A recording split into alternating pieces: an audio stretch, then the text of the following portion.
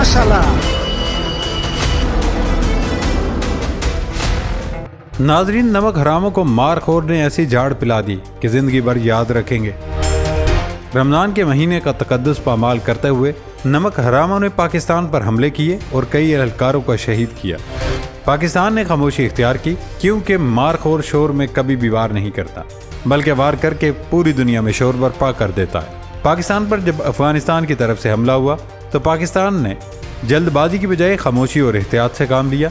अभी कल ही की एक खबर है कि मारखोर के लड़ाका तैयारों ने अफगानिस्तान के अंदर फ़िज़ाई हमलों में पाकिस्तानी तालिबान के मुश्तबा ठिकानों को निशाना बनाया। जिस मकान पर हमला किया गया उस हवाले से बताया गया है ये मकान अफगानिस्तान के बरमल गवर्नरी में कायम था और पाकिस्तानी तालिबान के लीडर अब्दुल्ला शाह की मलकियत था।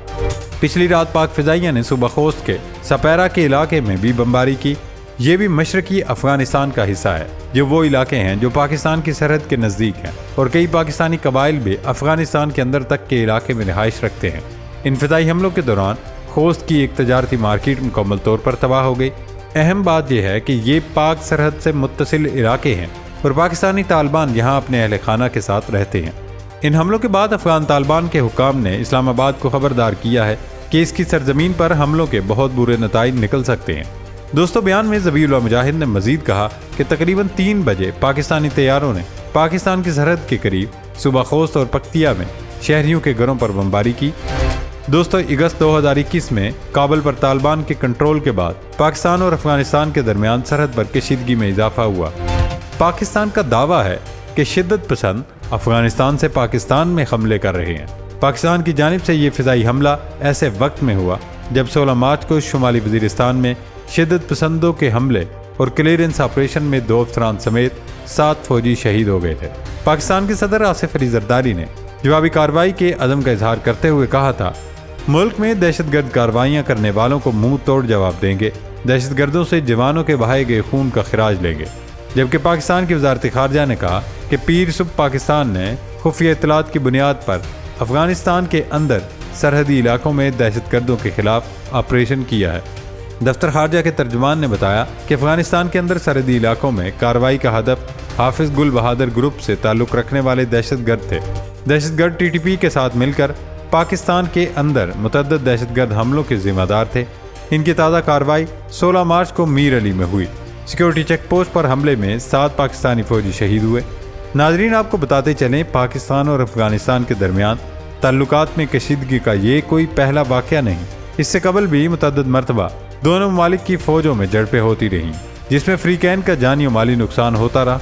पाकिस्तान और अफगानिस्तान की सूरत हाल पर गहरी नज़र रखने वाले तजियाकारों का कहना है पाकिस्तान की जानिब से 2 साल कबल भी उन्हीं इलाकों को निशाना बनाया गया था।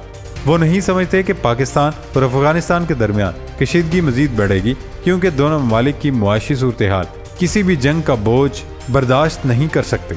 पाकिस्तान मुतअद्दिद बार अफगानिस्तान में तालिबान से दरख्वास्त कर चुका है कि जो उन्होंने दोहा में अमेरिका से वादे किए थे वो अपनी सरजमीन दहशतगर्दों को इस्तेमाल नहीं करने देंगे, वो निभाएं।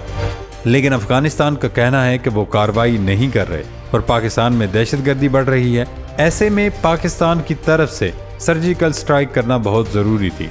इस वक्त मारखोर तालिबान की हुकूमत से राब्ते में है ताकि बैठकर बात हो सके और मसले का देर पा हल निकल सके। लेकिन मारखोर हर हाल में अपनी शराइत मनवाना चाहता है और अगर ऐसा नहीं होता तो नमक हराम मजीद हमलों के लिए भी तैयार रहें। नाजरीन, इसके साथ ही आपको एक अफसोसनाक खबर भी दे रहे हैं कि हर चंद मारखोर मुसलसल पाकिस्तान की सालमियत के लिए लड़ रहे हैं और पाकिस्तान को बचा के रखे हुए हैं। लेकिन सियासतदानों ने यह मुल्क किसी दिन बेच देना है, क्योंकि महाराष्ट्र इंडिया की वो पहली रियासत बन गई है जिसने इंडिया के ज़ेर इंतज़ाम कश्मीर की खसूसी आइनी हैसियत तब्दील होने के बाद वहाँ 2.5 एकड़ ज़मीन खरीद ली है। या इंडियन एक्सप्रेस के मुताबिक रियासत महाराष्ट्र की हुकूमत श्रीनगर में अपने सयाहों, यात्रियों और रियासती हुकाम के लिए महाराष्ट्र भवन के नाम से गेस्ट हाउसेस बना रही है। कश्मीर में किसी भी इंडियन रियासत की मलकियती ये पहली इमारत होगी जो श्रीनगर के नवाब में तामीर की जाएगी। महाराष्ट्र की काबीना ने इस ज़मीन की खरीदारी की मंजूरी भी दी। कश्मीर के महकमे टैक्स ने अपने बयान में कहा कि बडगाम के इलाके उशगाम में 20 कनाल शामलात दही अराजी रियासत महाराष्ट्र को 8 करोड़ 16 लाख रुपए के इवज़ मुंतकिल करने की मंजूरी दी गई। بیان کے مطابق 40,08,000 روپے فی کنال کے حساب سے فروخت ہونے والی اس زمین پر مہاراشٹر بھون تعمیر کیا جائے گا۔ دوستو، کشمیر میں اراضی خریدنے کا فیصلہ گزشتہ برس جون میں اس وقت ہوا تھا جب مہاراشٹر کے وزیر اعلیٰ ایکناتھ شندے نے اپنے دورہ کشمیر کے دوران وہاں کے لیفٹیننٹ گورنر منوج سنہا سے ملاقات کی تھی۔ 5 اگست 2019 کو انڈیا کی مرکزی حکومت کی جانب سے ریاست جموں کشمیر کی خصوصی آئینی حیثیت ختم کرنے سے قبل وہاں کی مستقل باشندوں کے علاوہ کوئی بھی کشمیر میں زمین نہیں خرید سکتا تھا۔ صرف وہاں کی حکومت طویل عرصے کے لیے زمین لیز پر دے سکتی تھی۔ نریندر مودی کی جانب سے آئین کے آرٹیکل 370 کے خاتمے کے بعد وہاں نافذ باشندہ ریاست کا قانون کالعدم ہو گیا تھا، جس کے بعد کشمیر میں کافی رد عمل بھی دیکھنے میں آیا۔ پاکستان کے زیر انتظام کشمیر میں اسٹیٹ سبجیکٹ رول 1927 تاحال نافذ العمل ہے، جبکہ ماضی کے مختلف ادوار میں اس قانون کو گلگت بلتستان میں معطل کیا جاتا رہا۔ اب ریاست مہاراشٹر کی جانب سے کشمیر میں زمین خریدنے کے بعد یہ پہلی انڈین ریاست بن گئی ہے جسے کشمیر میں زمین کے مالکانہ حقوق حاصل ہوں گے، اور بھارت مکمل طور پر کشمیر پر اپنا قبضہ بھی جما سکتا ہے۔ لیکن دوستو، پریشان ہونے کی ضرورت ہرگز نہیں، کیونکہ مارخور ابھی زندہ ہے اور انڈین افواج کی نیندیں حرام کیے ہوئے۔ یہ لیں اس کا واضح اور منہ بولتا ثبوت۔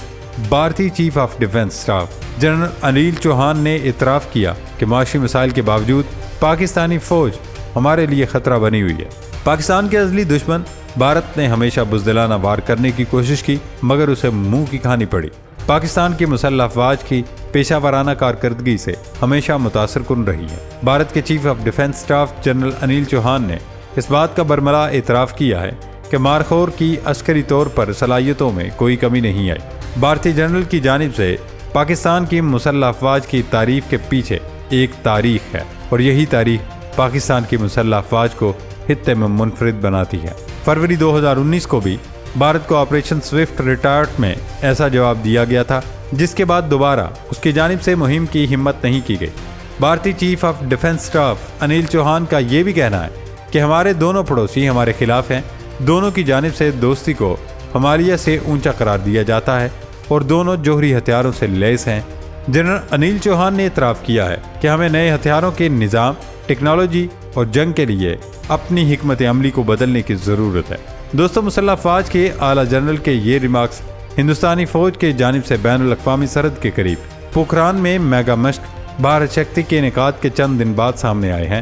بھارتی فوج کے جنرل کی جانب سے پاکستان کی مسلح افواج کے بارے میں بیان کے بعد مودی سرکار کو سمجھ لینا چاہیے کہ کس طرح کی مہم جوئی ان کے لیے کتنی خطرناک ہو سکتی ہے۔ مودی کو اگر اب بھی کچھ سمجھ میں نہ آئے تو وہ خود جا کر اپنے ہی جرنیلوں سے پوچھ سکتے ہیں، جو ہر گزرتے دن کے ساتھ مارخور کی طاقت سے خوف کھا رہے ہیں۔